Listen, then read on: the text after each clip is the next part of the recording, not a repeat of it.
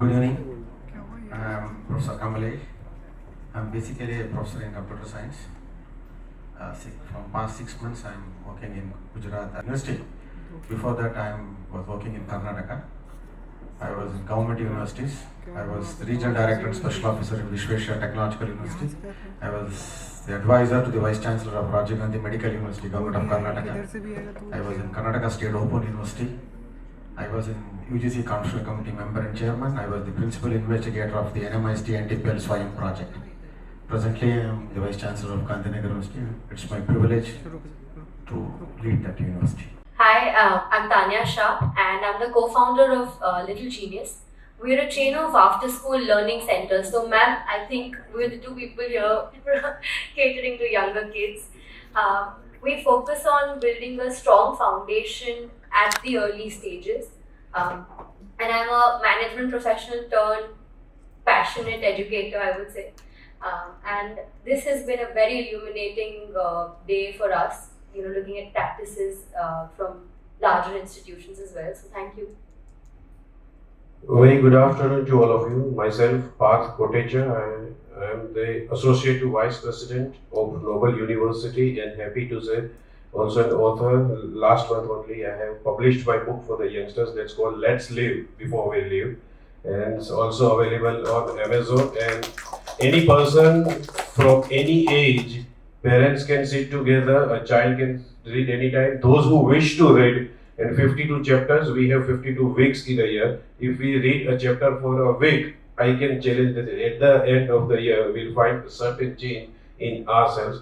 So about which I'll also speak when we'll get a chance further. And first of all, I would also like to thank Meritto Group for organizing such events.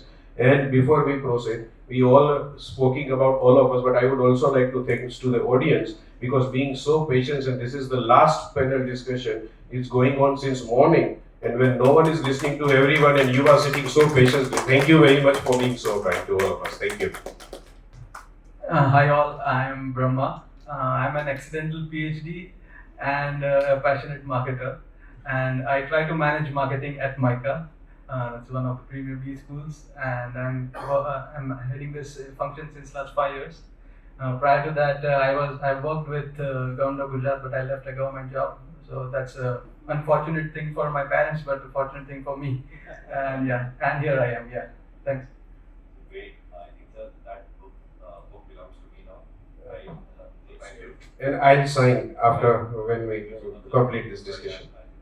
I'll definitely sign here. So, elevating Gujarat's educational practices to meet global standards. If we see it from a larger perspective, or if we see it from a broader perspective, I think it's a very vocal topic that needs to be spoken about, right? So maybe we'll start from you, Nirali ma'am, right? So what do you think should be changed in terms of education or education exposure at a grassroots level? Because the student first comes to a K-12 or a pre-primary, right? And then it goes to a journey of maybe a graduate or a postgraduate. So starting, what do you think, like what are those grassroots challenges that needs to be resolved in order to meet those foreign standards or global standards in terms of education? I would say that we have, I guess my institution has been fortunate enough to have this actually. Since last 5 years, we are running a lot of global exchange programs. So earlier we also had an offline global exchange program with Australian schools and all.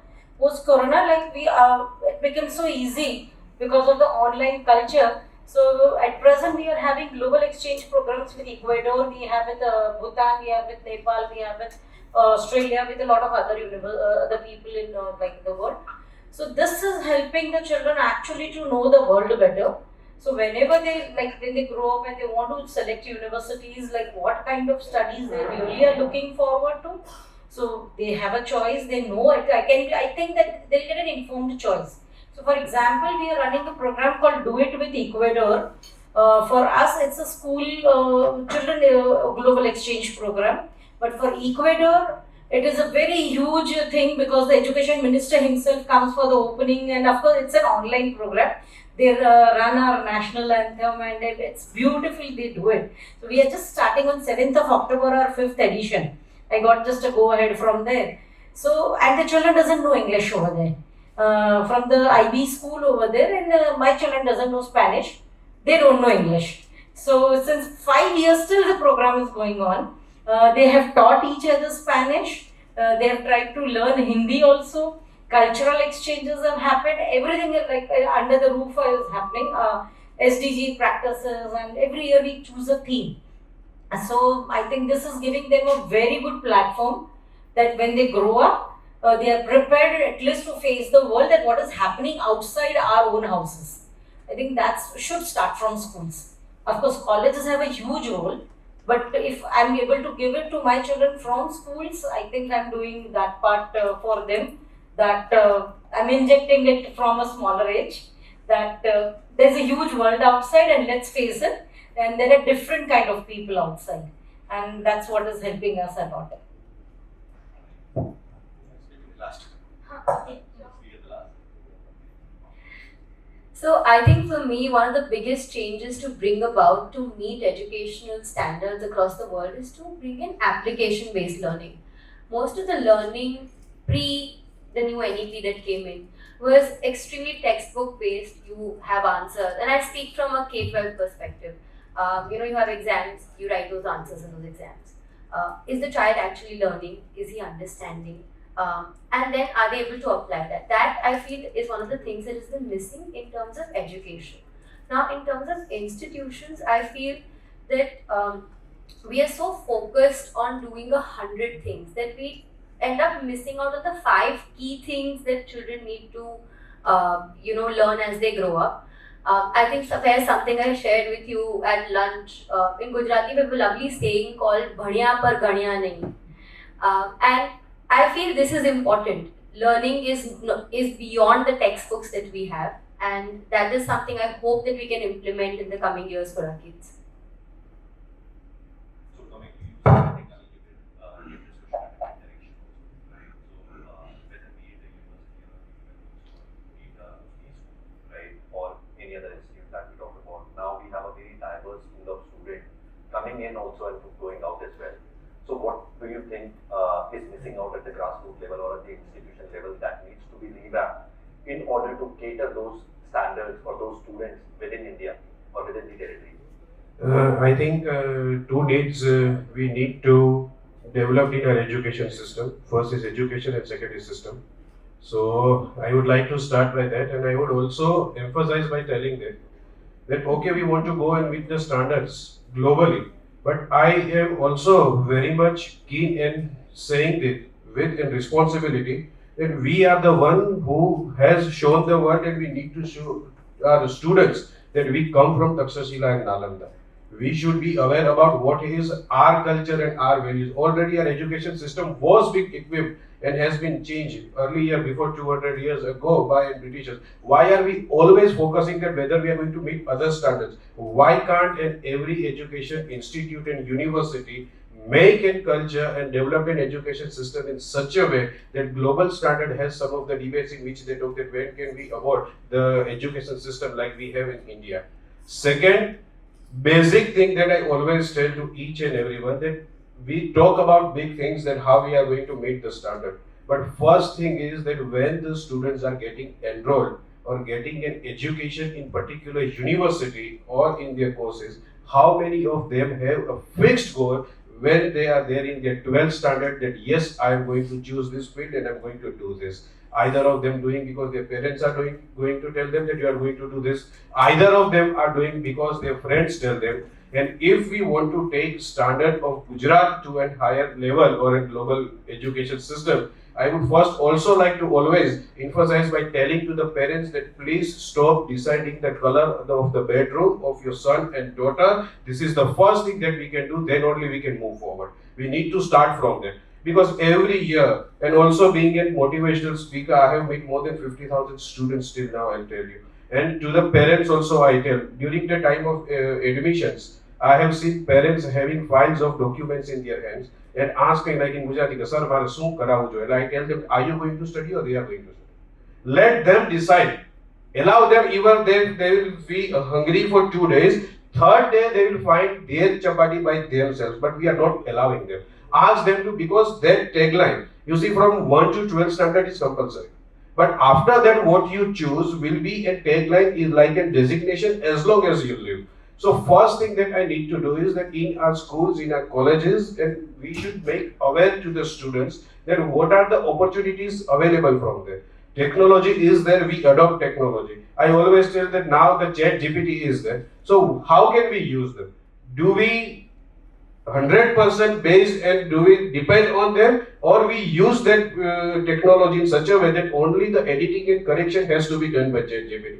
So now the challenge is that earlier we used to fight against each other, against humans, that we have to be competitor with one of the another. Now the situation is that we need to be smart with the damn robot.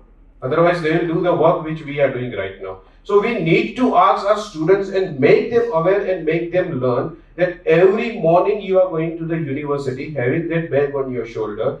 Do you think it's a shoulder, you have a weight that you are carrying on your shoulder, or by the time you leave the university by 2 o'clock or by 4:30, you have learned something different from the others? Because every year it's not a machine that the students go out in a lot, and when we see that we have to compare in a competitions, they are nowhere. They need to understand that they have to be different from others and how they have to decide. So we need our students to be prepared in such a way that they should be able to take decisions by their own self, and if they want to fail, they should be able to fail in the things which they love. Then only they'll learn, they'll understand, and they'll succeed. Otherwise, this is a process of discussion. We'll ask them to do that. People will ask them to do this. They'll be never able to take decisions by their own selves. So ask the students, make them aware. Like just one thing, that earlier, those who are sitting over here, if we talk about our past, even many of them are seniors to me, if we ask that their parents were not aware even in which school or colleges you took the admission. But because an individual decided to take admissions by themselves, they could make the difference. So this is the things which we need to take apart from textbooks to our students, and then we need to prepare them to reach the global standards. Thank you. Just take it forward from there, like going beyond books. So Micah has always been at the forerunner in this thing. So right now, as we speak, we have almost all our faculty members right now, they have gone to Norway. So that's an international immersion going on. So they are learning those cultures, like what's happening in those universities and all. And on the other hand, our first year students are going in the urban immersion, and our senior students, like the PGB2, they are right now into the rural immersions. So like they are learning what happens, like where you fail, like we teach them to fail, we teach them to fail better. Like whatever you have learned in the classrooms, I think those things, does it apply there? They'll come back, they'll reflect, and that's what we market. Like these are the things that we sell out to our students. Like this is the proposition that you should come to Micah. So we don't have any counselor team at Micah. So there is just one team that just says, okay, this is your technical error, this is done, this is solved. So we don't have any guy calling from Micah that, hey, I'm from Micah, are you interested? So these are small things that contributes to the idea of Micah, and we always believe in bridging academia and industry. So if you see any faculty coming to Micah, those are either they are alums from industry, or they are expert industry speakers themselves, and even our faculty, they themselves go to industry to do some immersion and they come back. So these are the values that we add to the curriculum. Those are not in the curriculum as you see, but these are the values why people choose Micah over others. That's it. So I think a common question for I think I think I missed you. It was a question that you were supposed to answer. I think you can use this mic, sir. If you look at the title of the term here, this clearly says that all of us should concentrate on learning. We should tell what is the best practice to so that our educational output students meet the global standards. You all agree? I think you all diverted.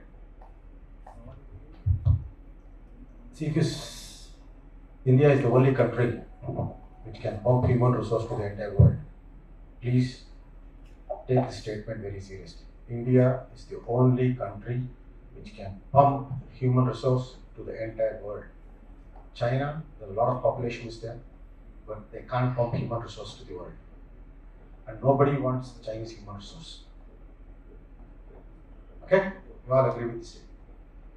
Number two, who can pump human resource? The school cannot pump human resource. Only the higher education institutions can pump human resource. Okay, which faculty? Suppose you look at the university as a collection of faculties.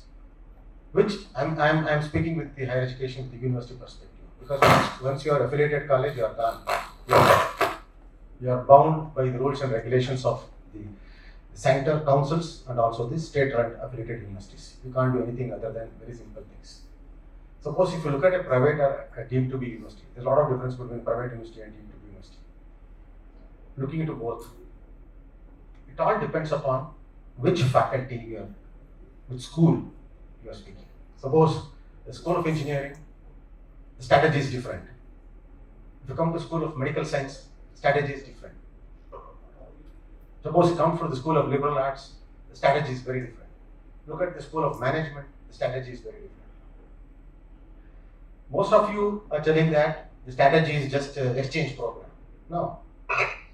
See, if you look at the countries other than India, which is developed, let us not look at undeveloped countries, developed countries, only not even touch developing countries. Developed countries, their academic curriculum of global curriculum is very different. They make it as a part of the curriculum. Suppose you have taken a course, say XYZ, then they connect this course with the best learning schools outside their campus, within their country or outside the country. But what we are doing, we are making MOU with some foreign universities and student is going and staying, most of them is converted into a trip. That is not the strategy, that is not create human resource, global human resource. There are only a rich class of people can do it. If you take at a Gujarat higher education enrollment ratio, I am staying here for past 6 months, that's all. The gross enrollment ratio of the scheduled caste is 65%, but the scheduled tribe is 44%, whereas the developed class is 21%. So none of you, what I was speaking from morning, I don't think will suit. Suppose if you take up the higher education, see, we are sitting here and discussing the strategies. Why people prefer government institutions rather than the private institutions, the merited students? Only two causes. One is faculty is 100% there, government is paying salaries for them. Number two, fees is less. Other things they can do it also. Let us come to the strategies. Okay. See, as a university, I came 6 months back, I saw the study director. I made an associate with IEEE. IEEE is giving blended learning program for IEEE. Most of you are struggling hard to conduct faculty development. IEEE free of cost it conducts to me. IEEE conducts 6 faculty development programs from IEEE experiments without single patient. IEEE conducts 10 hands-on workshop with the kids technical with me and unlimited technical talks. And my students are getting connected to the IEEE experts. IEEE experts are globally in 160 countries. You need programs to be implemented like that. Can you connect to 160 countries? And while giving to me, it is given only to my university, nobody else in the Gujarat. They will not sign anybody else. Only because the IEEE global head is my student. He told, you use, plus also use it for other people. Third thing is we have implemented the app-based learning management system with AI-enabled things. It has multiple options, multiple modules. Students of my university can connect it to even to the foreign universities using that app. So the main strategy is, can you connect? Connection is very important. Not signing a book. Suppose my students go, will they treat well? Even today, I don't prefer to go to UK because the way in which our Indian students are treated by the foreign professors in UK is very different. US is the only country with open arms they are accepting. This is okay, engineering. Suppose you go to nursing, there are a lot of shortage of nurses in Germany and France. Germany and France has approached the Indian government requesting that those students who are in the third year of their nursing courses, if they are interested to continue your higher education, it's free of cost. Only thing is they should know this language. Then they are giving job for 10 years. After 10 years, they are giving citizenship. This is another way of connecting. So nursing is connected different. Medical, India don't accept American degree, medical degree. America does not accept Indian degree. India doesn't accept Japanese medical degree. Japanese doesn't. None of this, their way of medical education is different. So it all depends upon what strategy, how the source of connection you're doing, what level you're doing. Just by sending on few people is not enough. We are still a developing country. Economy wise, we are the 5th largest economy, but by GDP wise, we are 120 years, very, very low. That means only the upper class are getting benefit of this connection, etc. What about those people? Can you connect them? Skill lies with everybody. So try to connect through a proper global channel your institution to the other institutions so that they help you to connect. And it all depends upon the faculty wise. Institutions running engineering is different strategy. Institutions running medical science, different strategy. Including running social sciences, different strategies. I think great. I think whatever points that you highlighted sound great. I think I would like to understand it. Sounds great. Thank you. First, I think I would like to understand it in. But moving ahead, I think, okay, right. So Nirali ma'am will start from you only and then we'll come to Danya ma'am. So basically, whenever we talk about implementing a technology at any sort of educational institution, right? So talking about the higher ed portfolio also, there are a lot of AI-driven courses, robotic courses which have been introduced now. And talking about the K-12 or a pre-primary also, the kind of, I mean earlier it was used to be a blackboard teaching, right? Now there are smart boards. Or we talk about the smart pads that has been given to the students now. So what do you think, like what are the challenges or what are the major advantages of transforming technology at your educational institution? Maybe about the education part also and in the admission process too.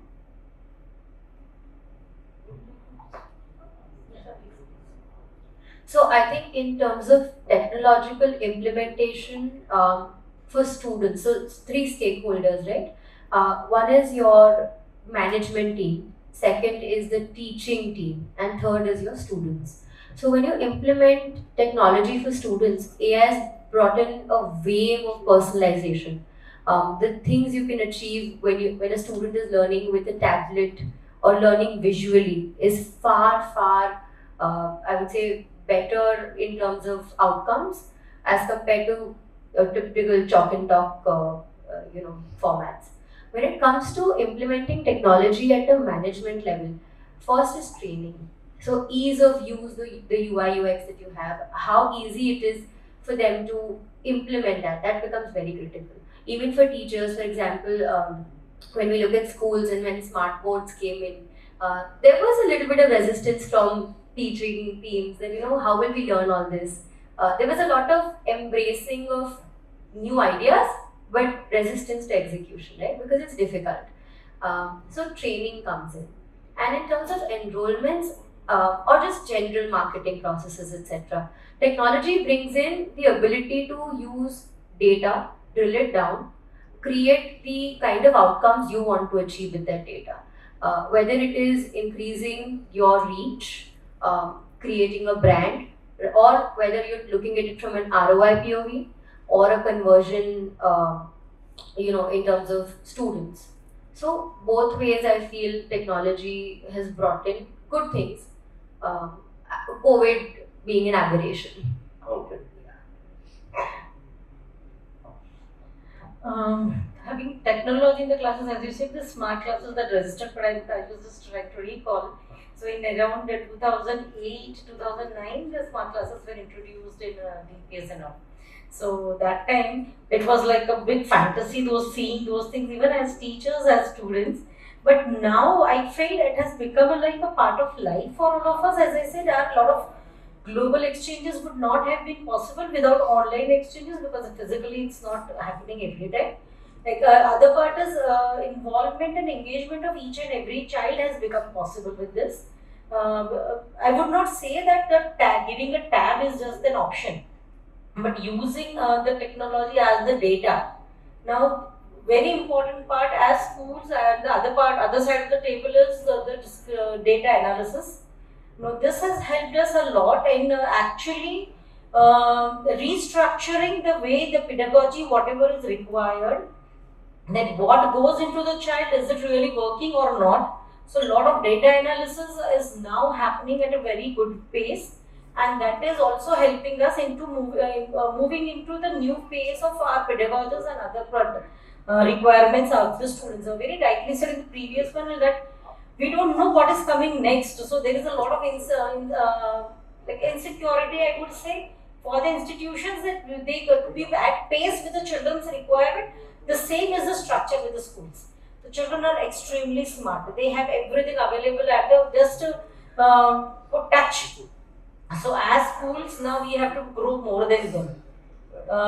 We have to prove more smarter than them, otherwise they will not come. In that case, technology has helped us also, and at that same time, it becomes a moral responsibility of now educational institutions to at least make them understand at this small age where they are with us up to K-12, in the K-12, that at least they are able to connect with the right content, because there is an ocean of content. So to connect with the right content also is a huge problem now. That's a big challenge, and we are using the technology in our our benefit is for the data analysis part and working out our strategies and plan of action further. I would not just say the marketing, but also the academics. So because as schools academics are the most prime part actually. And I feel again the same thing was told by him, that when academics fall in place, everything else falls in place for any educational institution. So I have found it very useful for all kinds of my global exchange, because actually in our vision also we write it that we develop local learners. So keeping them connected to the local roots, but they know what is happening in globalization, what is outside world. This is always, of course, because of technology I'm able to do. And as I said, having a exchange with Spanish children would not have been possible without technology, because Google Translate was easily available and communication was not a problem for the children. So it has become a boon for schools, and the way we use it actually. So we use it in that way. I don't feel that there is any competition between a whiteboard or a blackboard and a smart panel. Each one have their own roles in our life here. No, definitely, ma'am. I think the name of the school says it all, the future school. Yeah. Right? Great. I think, okay. So, again, twisting my question a little bit in terms of university side or the higher education side, right? Whenever we talked about, so we have always talked about a traditional approach, the hesitant of not using a technology just because of the old method that has been running from almost an era, and now keeping up the pace with the kind of introducing technology at this point of time internally with the academics also, and overall to manage your internal processes too. How do you see that how technology has transformed the way you have streamlined your internal processes and the post academics too? Particularly if I talk about our university, Noble University, when we decided that we already had one ERP software in our university on which we were working every day. And we decided to move on a further scale, that software goes for each and everyone. Like, to be honest, to tell you that in initial stage, it has been difficult, because when teachers, some of them, those who used to teach in a typical way that we do in a classrooms, but it has been a great example. The example is COVID, that we know that even the classrooms has been taken by online classes, by not only in the higher educations, but we have also seen that the students of schools, those who never sit at particular place, and their mothers used to ask them to sit in front of those laptops or iPads or them, and their classes will be taken. So the first thing is that if you want to move for the technology, or you want to grow, the first thing is acceptance. The acceptance should be there from each and every one, those who are connected in your university. If your teachers, your vice chancellor will accept, your teachers, your deans will accept it, then your head of departments will accept it, and then after you can ask students that you get in our university from drivers to peon. Leave about those who are doing, but even the drivers have now started applying their leaves on ERP. So it wasn't difficult task because anyway they have learned something or the other, because they have never seen such softwares. When we just opened a page and when we showed it for them, it was like, what is this? We are in the different world. Like when we asked our peons that now you have to apply, because till now they were writing on a piece of paper. When my university, our president, Mr. Nilesh Duresha, he is always aggressive about adopting new technologies and growing further. So he asks them that, no, you learn. At least you will learn something or the other, and you see they are accepting it. So when you start from this level, you will have a change. And when we talk about further standards, we talked about Western world. You see that each and everyone knows to use technology. They accept it. So the first thing is that when you have acceptance, you can make your lectures interesting. You can create so many things in a single subject where students not just find it as a lecture, but at least they enjoy, they learn something new, they learn how their faculty members have created the things, whether you add your graphics, you make your PowerPoint presentation, how you do it, and accept the same thing from the students. So the first thing it starts is that whenever you want to adopt a new technology, it always becomes a challenge. But the thing is that if you have an acceptance, it becomes easy. And when you start learning it, then you become more interesting because it has so many things that you can learn. And ma'am said very rightly that you have a right content and to ask them to our students that you are surfing on internet every day. You are going through so many apps and things, social media things every day. If you will accept these things, there are so many things which could be very easy to do it. I just give you a simple example. We had one of my cousin sister who is sitting over here, when she was preparing for one of an government exam. So when we went there, we saw that students, they already in an email, the organizers, those who are conducting the exams, has given every detail. They just have to go through it. So I'm talking about the simple and very basic thing because I always believe that we should be aware of ground reality. We should be not talking about higher and like facts, blah, blah, blah, but we should always aware about ground reality. So they were already sent the mails to the students. And when we went there, there was a huge line for students making a photocopy of the documents. And I asked them what I did, and we already prepared. My cousin brother and myself has already prepared. My sister is sitting over here that you have to make these 5 sets and you have to do it. We are not going to help it. And you won't believe the security person who was sitting over there, he is telling, yes, I have online. Now, this is the thing that we are, and what we are expecting that they should. So, at that particular point, when we are not seeing the mails properly, we are not going through, and we want them to adopt new technologies. They will adopt, but unless and until they'll find interest for themselves. They won't waste time otherwise. If they will find interesting, whenever we have taught our students in the college or any university how to make reels, no one has taught them, but they are expert in making reels. We have not taught them how to make alteration and how you use filter, but because because it's their own interest. So we should ask them that first accept that thing. Then if you will learn, then you will find so many opportunities for yourself and you will find yourself different from others, right? So first is acceptance, and second thing, we need to make aware that how this technology in a very beautiful manner, if you use it, then it makes life so easy. So first is acceptance, and second, after accepting it, show them the best, but this work has to be done by the teachers. You need to show them that how it will make your life very easier, your day-to-day routine very easier, and anything under the sun with the 2 clicks of mouse when you can find, then why are you still not coming out from that old pattern? So we need to teach them in the classrooms every day. Thank you.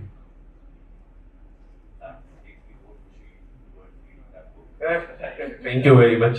And yeah, just any of the students or any universities, those, even when you tell, so I'm doing, those who wish to have their books for these students, they can, it's there on the Amazon, and already 2000 copies have been already, even till now, those taken. So anyone, any students, any university, anyone wants, anytime you can contact, and if they'll read, because so many things like that has been mentioned over there, which will help an individual and each and everyone. Thank you.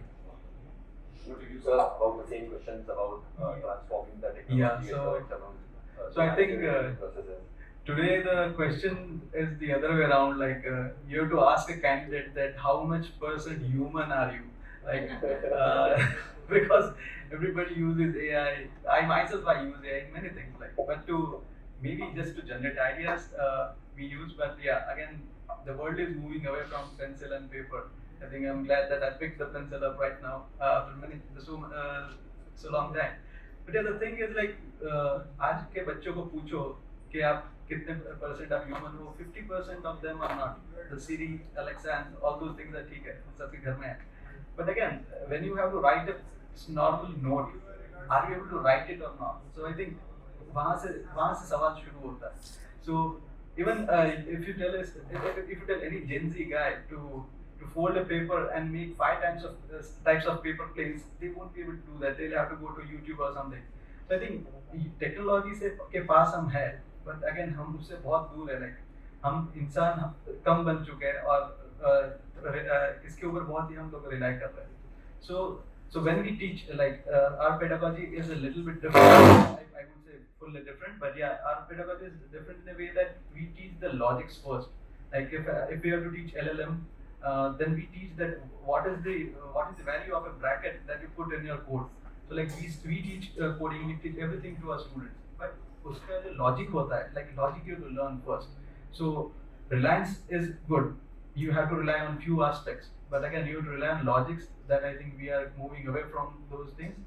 And I think I would start requesting ma'am to teach those logics first to our students, and I'm sure the next generation that will come forward, I think they'll come with logics first and technology later. Yeah, thank you. That's it. So what do you?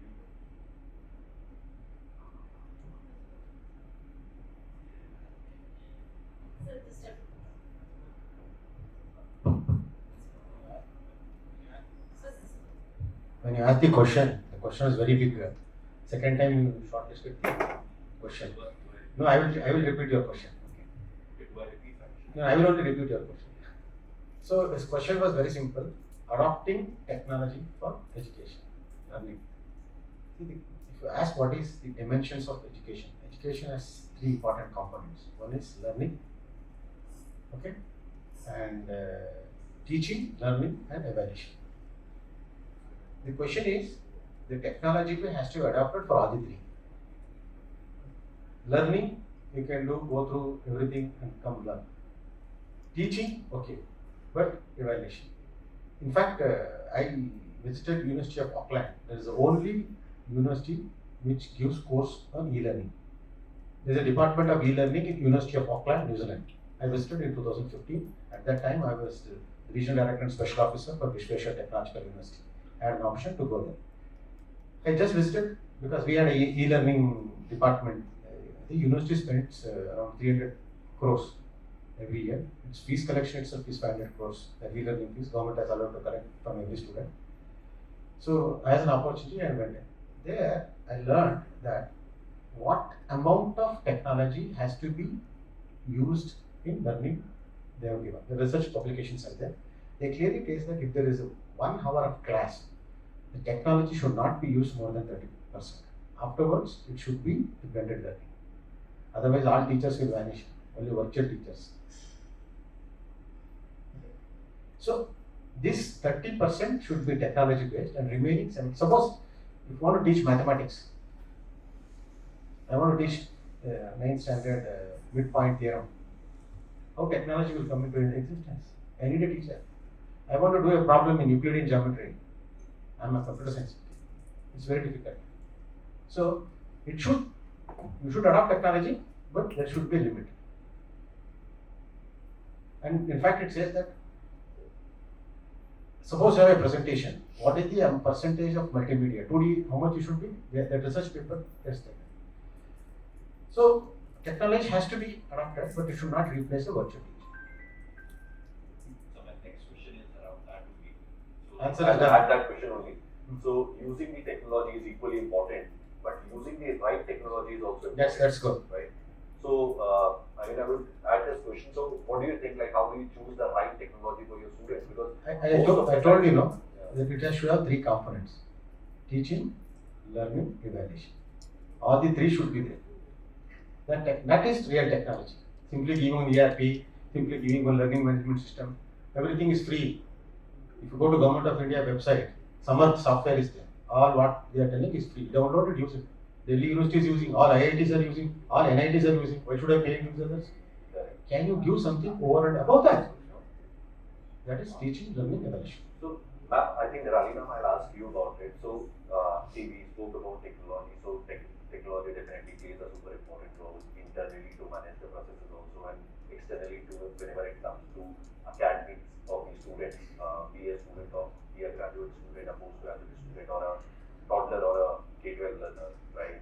So, how do you think that using the right technology can help you in right retention of students and help you in the post-enrollment process as well? So, what do you think? So very rightly said that these three parts are very important when we are saying. So there itself the answer is that the right technology has to serve these three parts. So the selection of technology for any educational institution is always difficult. And I always believe that in the learning part, right now, the adaptive technology is the best one, which is helping out because the children have to learn at their own pace. So that's the very important. Just a pre-recorded material is never going to be supportive, and that's just like rote learning kind of not to support that. So adaptive learning always helps them in the concept clarity, and along with that, it is also taking care of the evaluation. And in fact, I would say the word assessment instead of evaluation, because now assessment is more important. We just want to see that whether it has reached the child at up to what level we want.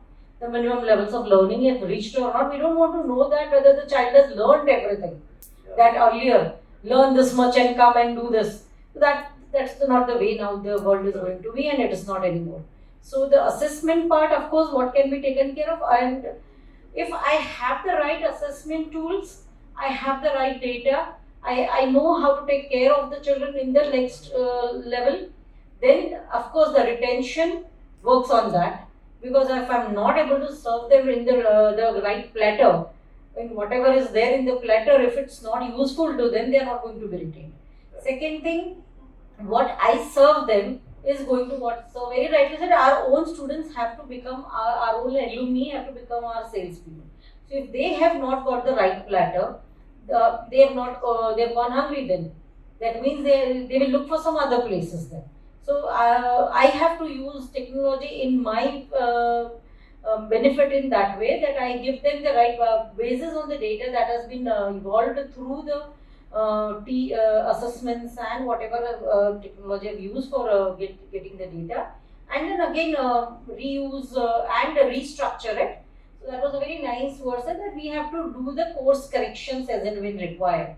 So that's extremely, because I feel now those course corrections have to go on at a very quick pace, because children are very faster. So we also have to be smarter than them.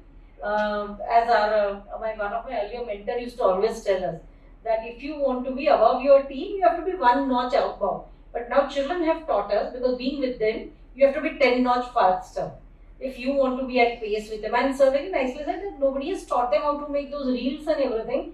I'll give a very recent example. We were trying to work out on some campaign, and none of my teachers were actually make a good reel, and one child came and taught us.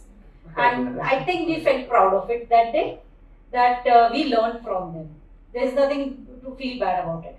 But they are smarter. So this technology is helping us to keep ourselves a little away faster than them, and I'm able to give them what is required in their platter. And then help them move to the next level with an informed choice, which he has been telling again and again, that when they move to the university or anywhere, it has to be an informed choice. It cannot be that because my dad said this or my neighbor's son is going for this faculty, I have to go. And that's the reason I believe that career counseling parts and all whatever is happening in schools, as I do it from class 6, because I only create awareness. We don't tell them that these are good careers. We only tell them that these are the careers available in the market everywhere, conventional, non-conventional, everything, and then they can make a choice. And at that same time, we also call parents in the same to make them understand that to be a doctor or engineer is not the final verdict. There are a lot of other things in their life. So that they can, as he used the very right word, allow, which is the most dangerous word in our society, that I allow my child to do this. I think that's the most dangerous word I have seen. And as parents, as educators, as all of us as human beings, we need to come out of it. And only technology in education is going to help us. Rightly covered. So, retain the student. I think yes, sir. Yeah. So that's what I was saying. If I've given them the right platter, the retaining is not going to be difficult for me. With me. Otherwise, they will go hungry to the next place. Sorry. So, Tanya, I think I'll ask you one more thing. You being associated with technology for a long part now, from the time I knew you, right? So, what are the most effective global practices that you could do in order to enhance the systems or the technology that you have been using? What are the best practices or the global practices that you could do?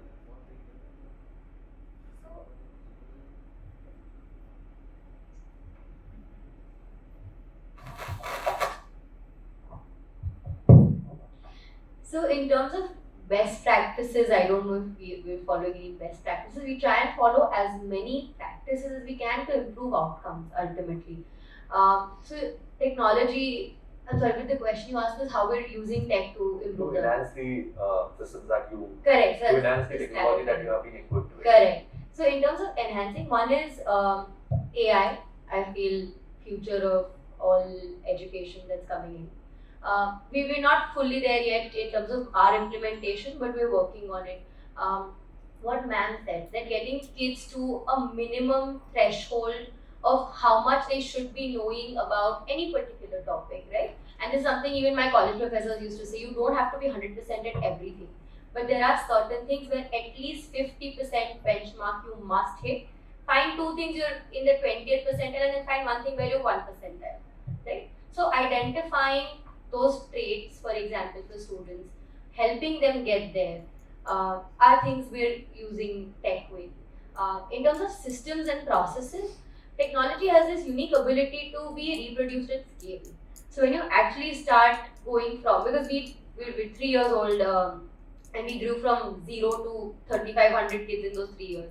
So for us it was a very quick evolution and we didn't know how to manage that growth, and had it not been for technology that would have been impossible to do.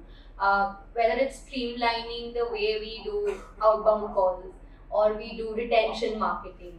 All of that is so something as simple as figuring out that WhatsApp has been the model of choice for our parents because we cater to a middle income segment in tier 2, tier 3 India. And then figuring out ways to keep that going with them, whether it's sharing bites of students or whether it is sending offers, campaigns, etc. So that's how we've been doing. I don't know if they're the best practices, hopefully we'll find out in a few years. No, definitely these are the best practices that I've taken back home. Right, sir? So, you could tell us like how overall technology in terms of transformation has helped you overall to manage your interview report.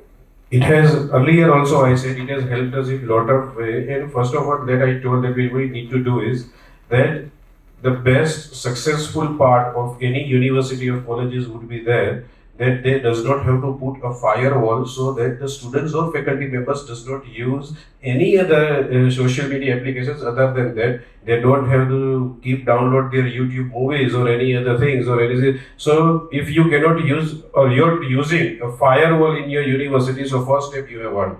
Second, that in every day if you use technology in your curriculum syllabus, then already you have lot of work to do that you won't get time to do anything else from that. So make sure that you keep yourself engaging, and when you will keep yourself engaging as a teacher, you will keep your students engaging with it. So this is the right way to use a technology which we are concerned about, that how we can use in a proper way. So it always goes again with the same story, that it starts with the teachers, which students will follow. They won't listen if you will say them that you have to do this and they will do, it won't happen. They'll do what you are doing. So they'll see and they'll learn. I come from one of the prestigious school of India, the Rajkumar College, Rajkot, which is an old Indian public school, started in 1868. You can go and search in YouTube, and then this is an old Indian public school. So we have seen over there adopting of technologies and also the expertise of the teachers, whom even today when we see them and even we have their telephone conversations, we have a lot of respect for them. So being adopting technology, but what comes first is that what teacher is delivering in the classroom. Whether they delivering or whether they are vomiting, it makes a difference. So when they go in the classroom, they should be up to date and trained enough and at least prepared by themselves that technology is just a tool which is making your learning easy. You are not dependent on them. And accepting that, you need to make sure that each and everyone is using in a right way, in a proper content, and also a university or college or a school. Second successful step is that any of a teacher or professor in sitting in your university's cabin which is allotted to them, and they are not keep on sending their resumes to any other places. That is also the best part of the technology, that you can be successful in your institute. They are worried about your institutions only. So this is how we can accept, adopt, and we can learn new things in a proper way by using technology. Thank you. Yeah, so for talking about technology, anything that makes the process simpler, and if you can sleep in the evening, I think that's technology for anybody. And so something I'm selling your product here, endorsing again. So something like Meritto, I'm using it since last 5 years, I think. And so it makes my life easy. Like, things are there, everything I want is there. I can package it in my way, and it's fully secure. So if anything makes my life easy, I think that's technology for me. I don't need to learn everything about technology there. Things that are there are good, and to enhance, like, I believe, like, technology, there should be, instead of AI, there should be A/B. So I believe in A/B testing always.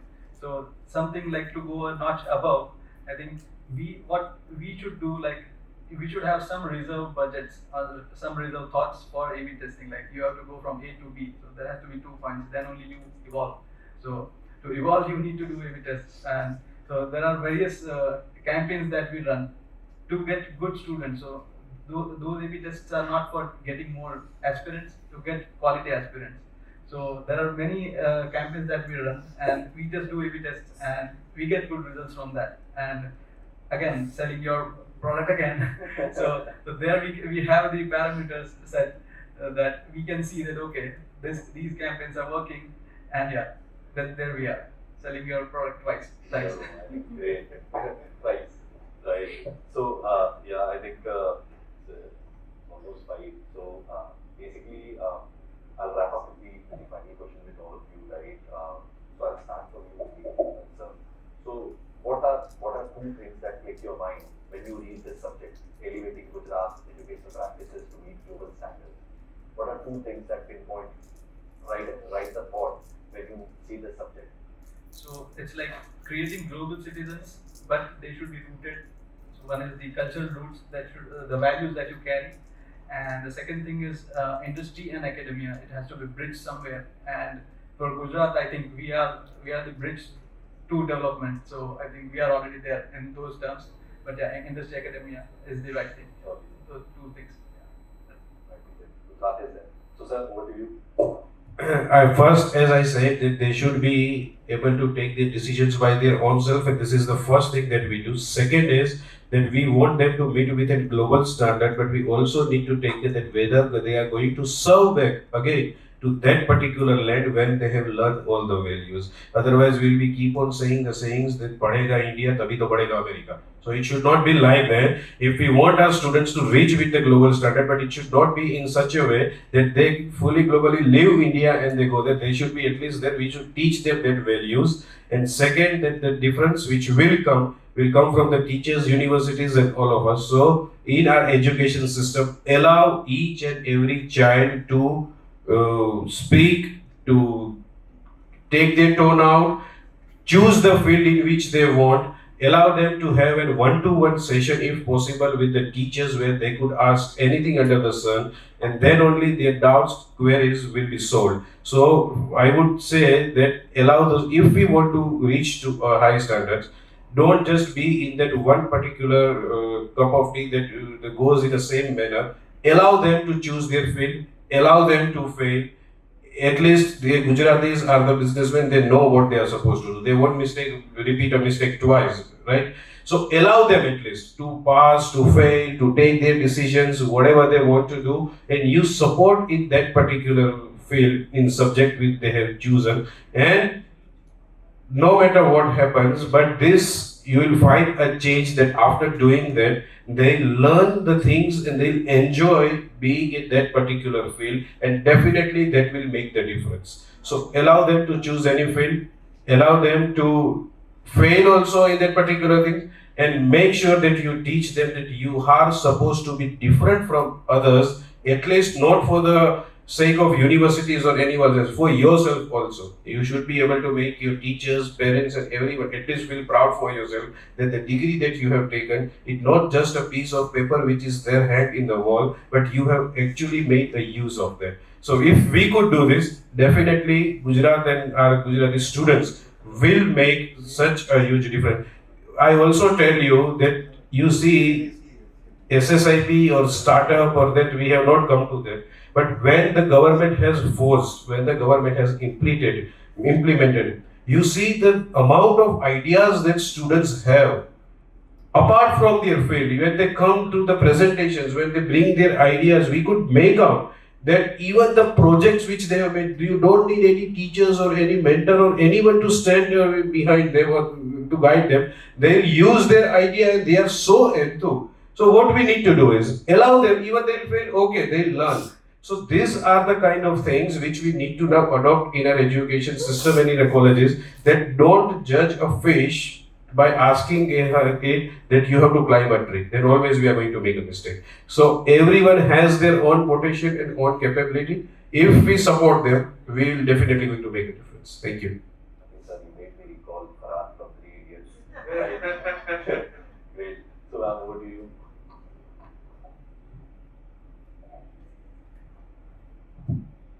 Yeah, so I think, whether or not Gujarat, I think India-wide, if you look at best practices, normally when you want, we say that अच्छा product बनाओ तो automatically value create हो रहा है. I think in India, product के बिना, service के बिना product ना India में नहीं चलेगा.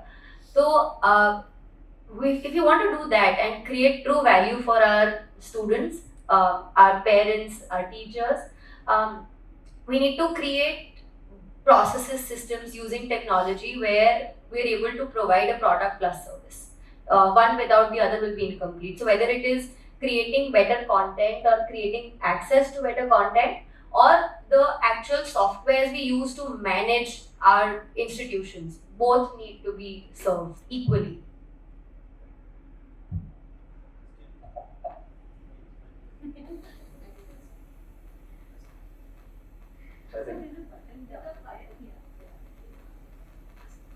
I still stick to my previous statement. Pumping human resource, which is acceptable global, number one. Then make in India, using global standards. Make products in India so the people accept globally. You told two statements? Two. Thank you so much, sir. So again, I'll repeat that same word that as schools are here to develop local learners. So they stick to their roots, they know from where they come. And of course there's a big world outside to know that also, so that they make informed choices. So that's I think the role of schools as I look at it. Okay, I think we'll wrap up the session with this. Right. So thank you so much everyone for facing the event for your presence and stuff. And I think the way the education landscape is evolving, I think we are very near to reach that standard in the coming future. And thank you so much. I think with all your support, you are the core members for letting the students reach that standard. So keep working hard and we'll work with you. I would like to add one small thing. Yes, sir. See, in India in higher education, there are two types of institutions. One, premier institutions and second institutions. All IITs, NITs are premium institutions. Or some best institutions like Sirsan institution. But if you look at the graduates coming out, 60% of the graduates coming out of these premium institutions are going outside the country. Another 30% are joining civil service, IAS, Gujarat State, some other service. Another 10% they are becoming mad. Okay, they are becoming Swamiji. Only institutions which are contributing to the national development is the second level education institutions. This platform, what they have come, probably we have eaten lunch, etc., already half slept, etc. We should always concentrate, country, India, the government, everybody should concentrate on this second level of institutions whose outcomes are contributing to the growth of this nation. All premier institutions are surviving based on our taxpayers' money, but nothing doing to this. India has reached the fifth largest economy, the 3.4 trillion economy, only by these people, not else. You look at it was learned that one of my classmates, he is an Indian engineering service and posted as some engineer in Assam. And he told one small joke. They want to build some bridge between two mountains, etc. And they said, government decided will not use Indian engineers. They brought an engineer from Germany. But shockingly, that engineer was an Indian. What is this fate? This fellow is working for the German company. They want to make a steel bridge. This is the fate of the country. China doesn't allow intellectual class to go out. They will send to rob the technology and come back. They have to come back.